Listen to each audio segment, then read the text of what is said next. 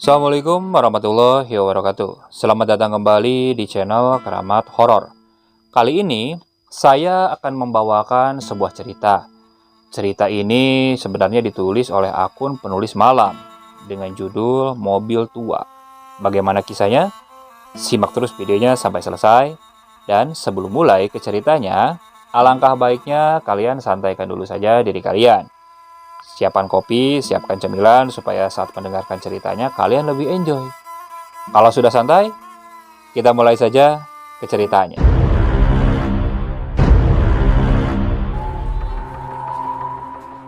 Sebut saja namanya Om Anton. Om Anton ini adalah orang yang gemar dengan dunia otomotif. Dari mulai bengkel sepeda motor sampai dengan bengkel mobil berikut dengan showroomnya telah dia miliki. Itu semua hasil kecintaan Om Anton dalam dunia otomotif. Om Anton ini mulai membangun bisnisnya ketika dia duduk di bangku sekolah menengah. Saat itu, dia sudah pandai menjadi calo jual beli kendaraan. Uang dari hasil bisnisnya sedikit demi sedikit dia pergunakan untuk membuka usaha bengkel motor kecil-kecilan. Perlahan tapi pasti, bengkel itu mulai ramai pengunjungnya karena harganya yang murah dan hasil pengerjaan yang bagus, membuat pelanggan Om Anton selalu kembali ke bengkelnya.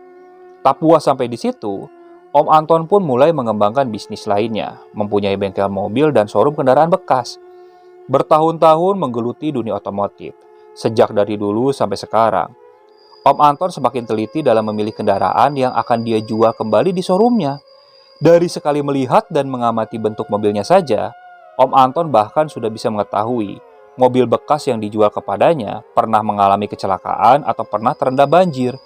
Namun itu semua tidak masalah bagi Om Anton, karena dia pun sudah mempersiapkan bengkel mobil miliknya dengan montir yang sudah berpengalaman untuk mereparasi mesin. Selama hampir 25 tahun, dia bergelut dengan bisnis otomotif. Tak pernah ada hal yang aneh yang menimpa Om Anton. Namun semua itu berubah pada tahun 2018. Saat itu, Om Anton melihat ada salah satu postingan iklan dari situs jual beli online. Di sana ada yang menjual mobil sedan Peugeot seri 306 tahun 1994 dengan harga 22 juta. Karena tertarik dengan iklan tersebut, Om Anton segera mendatangi penjual untuk melihat kendaraan di tempat. Setibanya di sana, dengan teliti Om Anton mengecek setiap bagian mobil itu. Si penjual yang awalnya berbohong jika mobil itu belum pernah menabrak, akhirnya tak bisa berkelit lagi ketika Om Anton mengetahui kalau mobil itu pernah tabrakan. Si penjual itu bilang, dia sedang butuh uang, jadi mobil ini akan dijual seharga 17 juta saja, karena Om Anton mengetahui mesin dan mobil ini. Tanpa pikir panjang, Om Anton lalu menyepakati kesepakatan itu. Dia lalu membayar uang 17 juta kepada penjual mobil tersebut. Setelah itu, Om Anton lalu membawa mobil itu ke bengkel miliknya sebelum nanti dipajang di showroom. Keesokan harinya, Om Anton yang berantusias untuk melakukan perbaikan mobil tua itu langsung menyuruh dua anak buahnya untuk mengganti beberapa bagian mobil yang dianggap sudah jelek, terutama bagian interior dan juga bagian mesin. Namun, saat Wandi, salah satu pekerja bengkel, baru saja membongkar jok depan mobil itu, dia melihat ada banyak noda merah yang jika diperhatikan itu adalah noda darah kering yang berceceran di bawah jok pengemudi. Wandi sempat bercerita kepada Om Anton akan temuannya yang dia lihat. Om, itu kayak ada bekas darah. Wah, gak mungkin Wan. Masa ada ceceran noda darah sampai di bawah itu? Paling cuma kotoran biasa Wan. Sudah kamu bersihin aja sekalian, pinta Om Anton kepada Wandi. Wandi lalu membersihkan mobil itu. Tetapi lagi-lagi muncul keanehan yang baru, yaitu banyaknya gulungan rambut panjang seperti gulungan rambut yang rontok. Rambut itu berserakan di dalam mobil tersebut.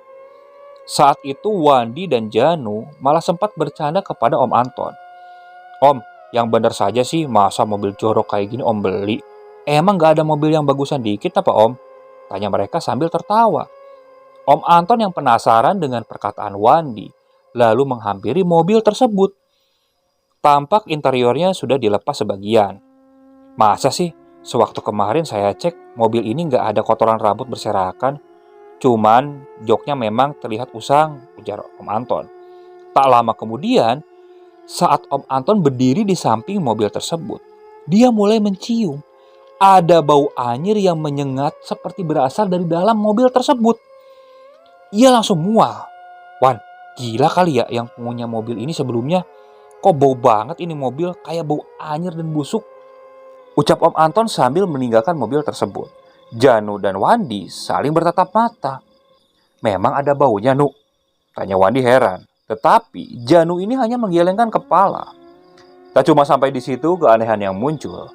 Pukul 6 sore saat bengkel milik Om Anton ini hendak tutup, dia didatangi oleh seorang perempuan. Perempuan itu sekitar 20 tahun ke atas. Namun terlihat wajah dari perempuan itu sedikit pucat. Dan dia hanya menunduk di depan bengkel milik Om Anton. Mau cari apa, Kak? Maaf, bengkelnya mau tutup, ujar Om Anton. Wanita itu tidak menjawab. Dia hanya terdiam. Om, ngomong sama siapa? Kok sendirian di depan bengkel? Ucap Janu yang waktu itu menghampiri Om Anton. Saat itu, Om Anton menunjuk sambil menoleh ke Janu. Itu, Nu, ada wanita di depan. Dan saat dia menoleh ke depan, wanita itu sudah tidak ada. Om Anton heran, berkali-kali dia memastikan kepada Janu. Dan tak berapa lama, tiba-tiba kembali tercium bau amis yang sangat menyengat. Om Anton langsung merasakan mual saat itu. Om Anton lalu masuk ke dalam bengkel. Dia berpesan kepada para pegawainya. Wandi, Janu, Tiwul, nanti kalau kalian selesai beres-beres, langsung pulang aja. Biar bengkel nanti saya yang kunci. Mereka mengangguk. Setelah itu Om Anton langsung naik ke lantai 2. Rumah Om Anton ini menyatu dengan bengkelnya. Bengkel di lantai 1 dan rumahnya di lantai 2. Karena merasa mual dan Om Anton berpikir itu penyebabnya karena dia masuk angin, Om Anton meminta tolong dikerok oleh istrinya. Selesai dikerok, Om Anton langsung tidur. Saat Om Anton tidur, dia bermimpi. Saat itu, dia didatangi oleh sesosok perempuan yang setelah dia ingat-ingat kembali, perempuan itu sama persis seperti yang barusan berdiri di depan bengkel. Perempuan itu hanya menangis sambil berdiri. Namun, saat Om Anton mendekati perempuan itu, tiba-tiba leher perempuan itu seperti patah dan kepalanya langsung menyender ke pundak sebelah kirinya. Om Anton sangat kaget waktu itu. Mata perempuan itu langsung menatap tajam ke arah Om Anton sambil mulutnya menyeringai. Karena sangat ketakutan, Om Anton langsung bangun. Keringat mulai berkucuran di tubuh Om Anton. Napasnya juga tersengal-sengal. Anton yang sadar itu hanya mimpi, ia segera bangkit dari tempat tidurnya. Ia pun teringat kalau belum mengunci pintu di lantai 1. Om Anton mulai berjalan menuruni tangga. Saat dia menuruni tangga, Om Anton merasakan ada angin yang berhembus di tengkuknya. Dan itu langsung membuat Om Anton merinding. Saat pandangannya melihat ke arah bengkel, Om Anton melihat ada salah satu mobil yang kedua pintunya terbuka. Dan lampu mobil itu menyala. Om Anton menggelengkan kepala. Wandi, Janu sama Tiwul kayak baru sehari 2 hari aja kerja. Masa mobil dibiarin kayak gitu? Ucap Om Anton dalam batin. Om Anton terus berjalan dan masuk ke mobil tersebut. Dia ingin mematikan lampu dan mencabut kunci mobilnya. Namun, saat dia masuk ke dalam mobil, tiba-tiba lampu bengkel ini berkedip. Setelah berkedip beberapa lama, lampu itu langsung mati. Om Anton langsung terkejut. Jantungnya langsung berdetak dengan kencang.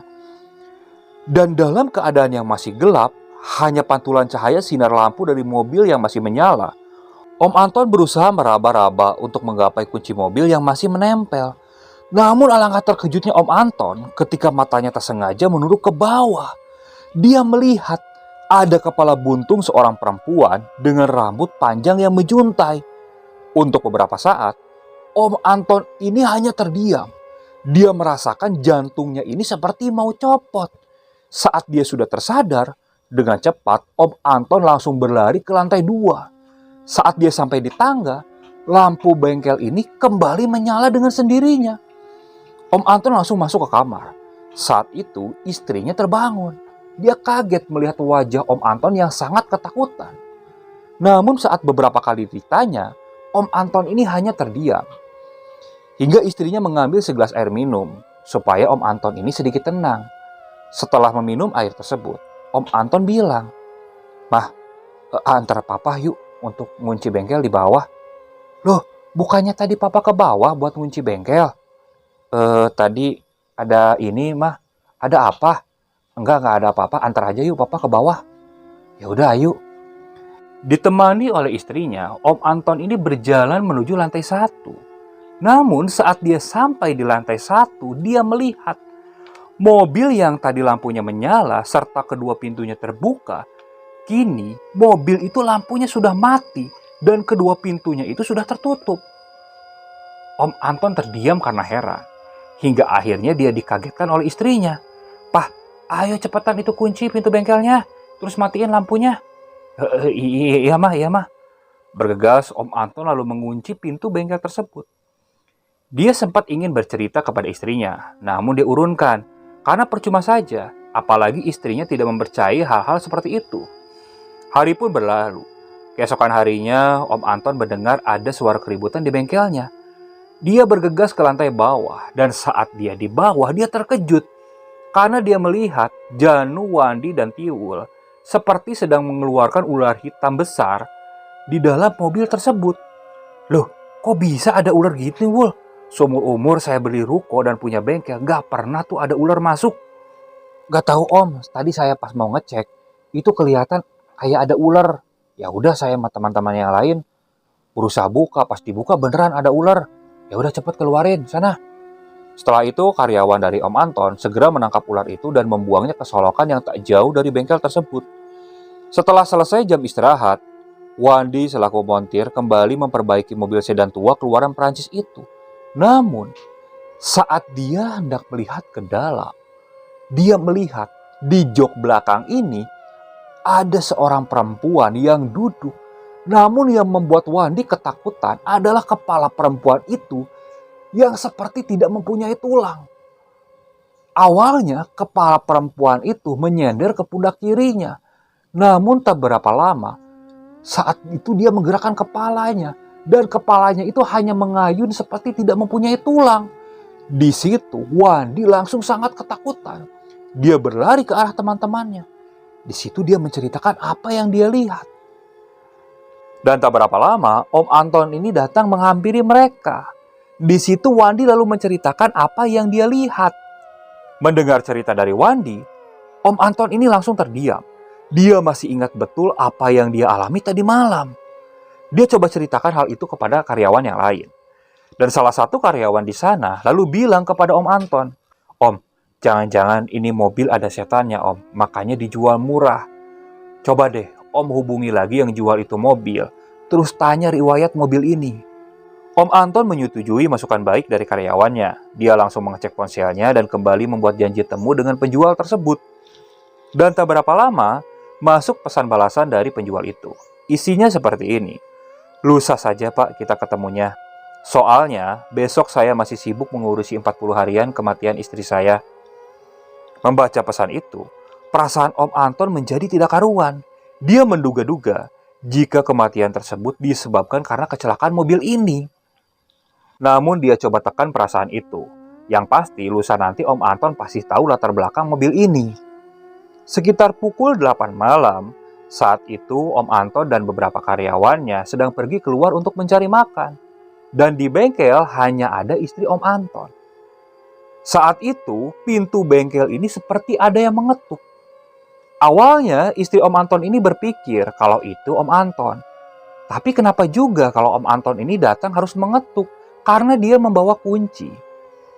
Saat hendak turun, istri Om Anton ini melihat dari CCTV. Dan dari CCTV, istri Om Anton melihat ada seorang perempuan rambutnya ikal sebahu. Ia sedang berdiri tepat di depan ruko bengkelnya dengan posisi tertunduk. Setelah dirasa aman dan tidak ada yang mencurigakan, istri Om Anton ini setengah berlari turun ke lantai 1. Ia segera membuka pintu loading door besinya. Sebentar. Dan ketika dia membuka pintu loading door ini, istri Om Anton tidak menemukan ada siapapun di sana. "Loh, ini orang iseng atau gimana sih?" ucap istri Om Anton. Dan saat istri Om Anton menutup loading door itu kembali, dia mendengar ada suara cekikikan tawa perempuan. Namun suaranya ini terdengar sangat mengerikan. Istrinya Om Anton langsung bergetar ketakutan. Namun ada rasa penasaran. Suara itu seperti berasal dari atas. Pelan-pelan istri Om Anton mundur. Dan kepalanya mulai melihat ke arah langit-langit. Dan di langit-langit, istrinya Om Anton melihat ada sesosok perempuan yang posisinya sedang menempel di langit-langit. Rambutnya tergerai ke bawah. Matanya melihat ke arah istrinya Om Anton sambil mulutnya menyeringai. Istri Om Anton yang mempunyai riwayat darah rendah saat itu juga langsung tak sadarkan diri.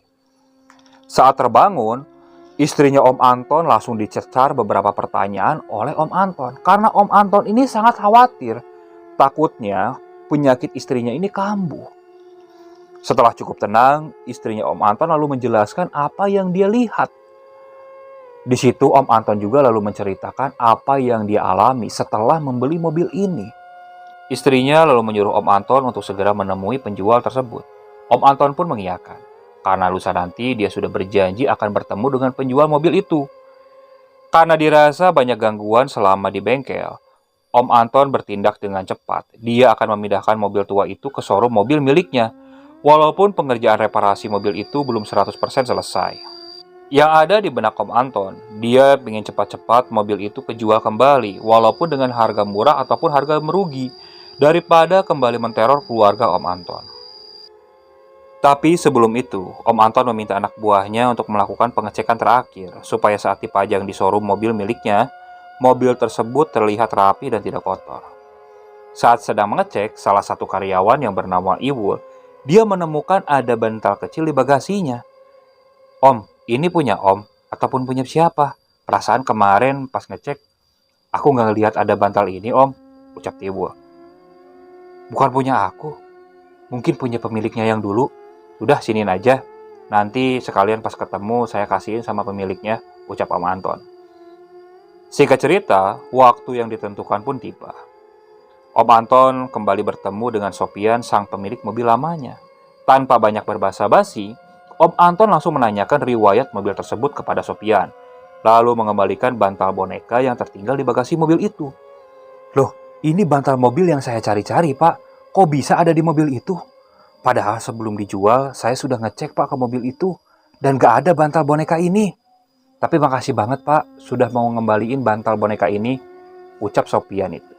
Tak berapa lama, dia lalu menceritakan riwayat mobil itu, termasuk kejadian tragis yang menimpa ia dan istrinya beberapa minggu yang lalu. Sopian pun menjelaskan, jika mobil sedan tua itu sebenarnya adalah mobil peninggalan ayah almarhum istrinya.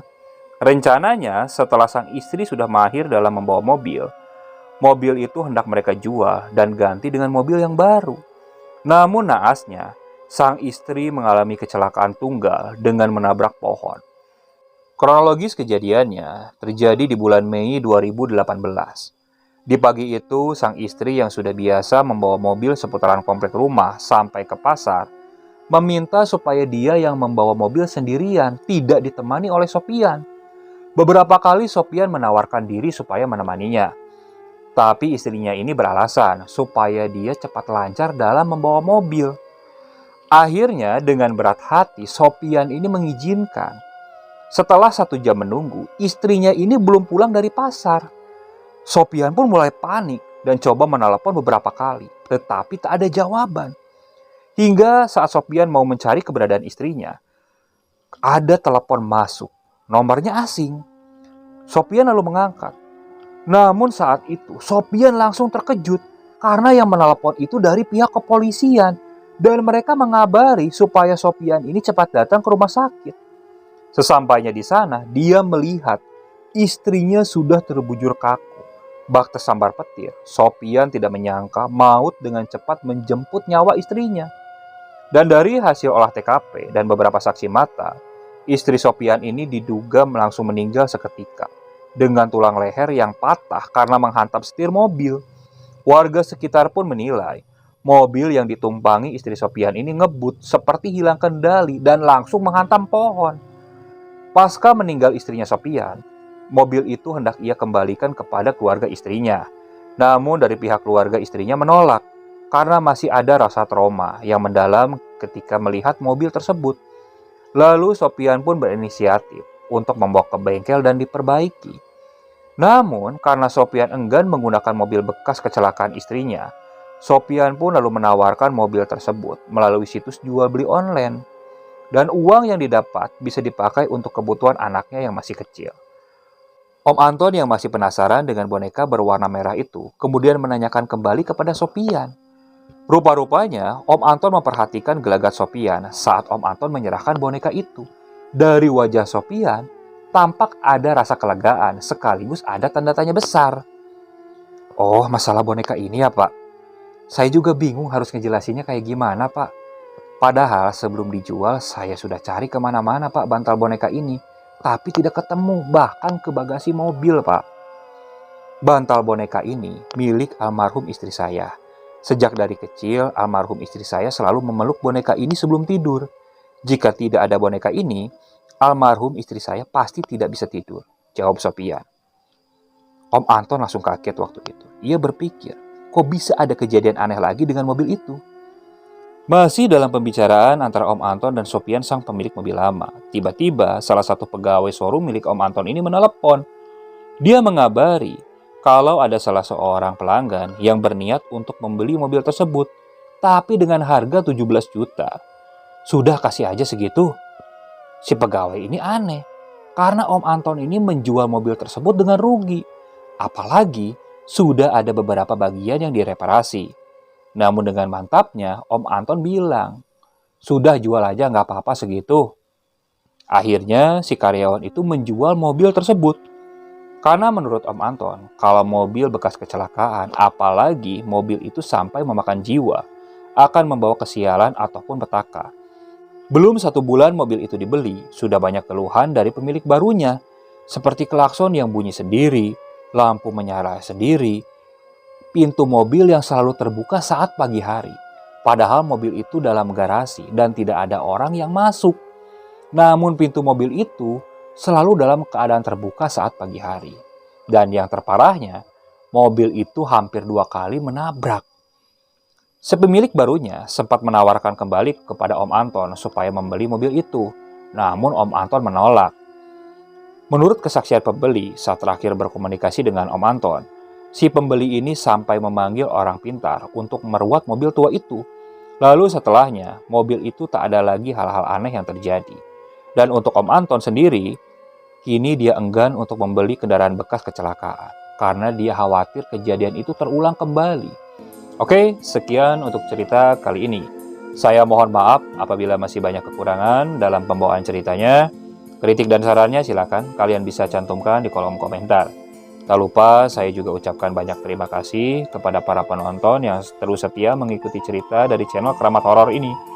Semoga kalian selalu diberikan kesehatan, dilancarkan rezekinya, dan dijauhkan dari musibah. Tetap ikuti cerita yang dibawakan oleh channel Keramat Horor ini. Assalamualaikum warahmatullahi wabarakatuh.